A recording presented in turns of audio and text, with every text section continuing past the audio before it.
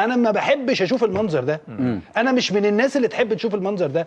طب ما انا شفت المنظر ده مع ريال مدريد بالمناسبه يعني. ايوه مش انا يعني، اتفرجنا عليه كلنا في الشاشات. ريال مدريد عمل كده مع الحكم في مباراته الاخيره امام الماتش الاخير امام بايرن ميونخ. عمل ايه؟ في حد ضرب الحكم؟ ده راحوا للحكم بطريقه اول مره اشوفها في اوروبا. لا ما فيش حد ضرب. لا هو كده ما فيش حد ضرب في الاهلي برضه. ماشي. بس هو في صوره يا كابتن اسلام باينه ان الشناوي ايديه. انت عارف الشناوي ولا ما تعرفوش؟ لا طبعا عارفه طبعا. يعني عارفه كويس طبعا موجود طبعا وعارف شخصيته. بنتكلم عن شخصيته محترمه ولاعيب كبير. شخصيته ما يعملش كده. يتحدث عن الشناوي من هو كان حارس مرمى ويقول لنا الظروف. الراجل ده مره راح ماسك لعيب في المنصوره راح ضربه في دماغه بنيه. وقفت فيها قد ايه؟ لا لا لا ما وقفتش، خدت انذار. عشان يعني هي ايدي كانت صغيره.